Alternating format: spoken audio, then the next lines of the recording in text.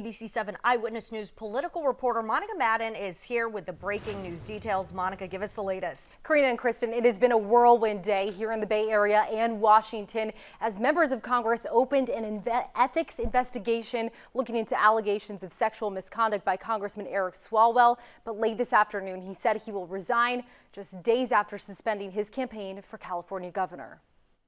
They have never happened, and I will fight them with everything that I have.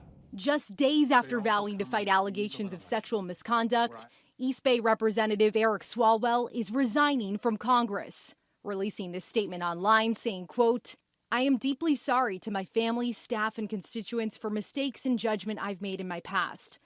I will fight the serious false allegation made against me.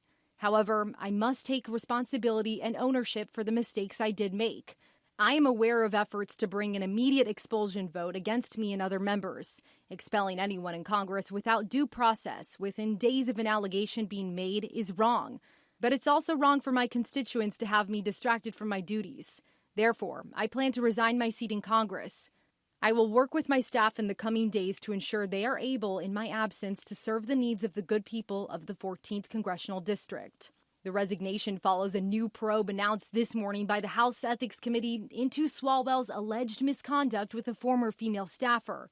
There was a growing list of bipartisan lawmakers calling for not just his resignation, but also preparing to take the rare step of voting to expel him from the U.S. House of Representatives. Even though Democrats and Republicans might have ideological differences, I think we should be able to all agree on the basics that maybe if you're, sexually harassing or assaulting or have issues of domestic violence or you're stealing funds from FEMA, maybe you should not be in Congress, right? Like maybe it's time for you to go home and figure those issues out, not on taxpayer dollars. Former U.S. Senator Barbara Boxer, who led investigations into member misconduct during her time as chair of Senate Ethics, tells me with Swalwell's resignation, he is no longer subject to congressional investigation.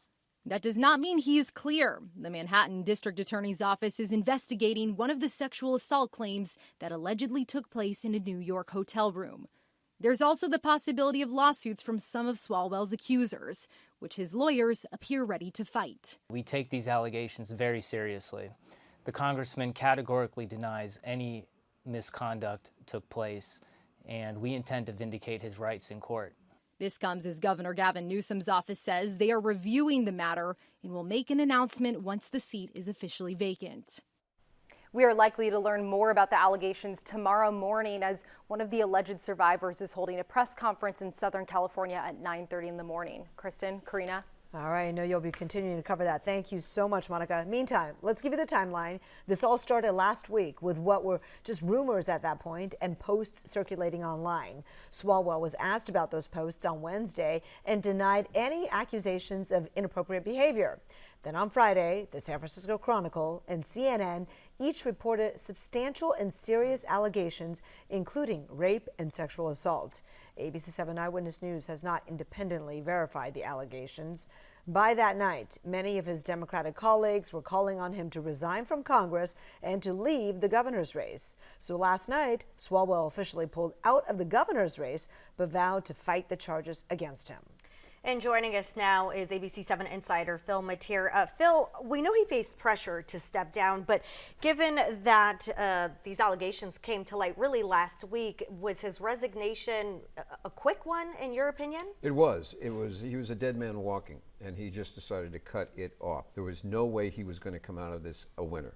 It just wasn't. It was just a question of how bad it was going to be. Investigations would be calling in witnesses. It would be a very public, dragged out affair. There was no win in that for him. Even if the allegations were not substantiated, the conduct itself that was portrayed by one or more women, while not illegal, was, people would just say that's not suitable. And also, his fellow Democrats, he has no friends, because in this world, whether you're this or Republican, if you have these kinds of allegations, the House now wants you out right away. They don't want to close ranks. They just want to purge it. And one of the reasons is, take a look at the polling numbers. Congress is not very well liked by the public, and they have their own skeletons. And if somebody once gets pulled out of the closet, they say, am I going to be next? We're going to talk more about the gubernatorial race implications later, Phil, with you. But right now, what does this mean for his constituents? Who fills that seat in that district? Well, for his constituents in the next week or so, as he works this out, they will have to they'll be dealing with staff. And they'll probably be dealing with staff for a while. As it stands, the governor doesn't appoint a replacement. We have a special election. The question is, when will that special election be, or will it be a special election? Because it's 9 months left in the term, not a lot of time. And there's already people lined up that were going to run to replace him, because Eric Swalwell, by running for governor, meant he could not run again for Congress. He couldn't run for 2 offices at the same time. So it's going to take a special election. It is possible that he may just be gone and there will be an empty void there where there used to be a Democrat in the House for a while, for a few months, maybe. Right, but an interesting way in Washington check is that no sooner had Eric Swalwell resigned, then we had a representative from Texas, Gonzalez, who was himself facing allegations of this, resign as well. So we have a 1-for-1. Okay, it's back to being tied game. So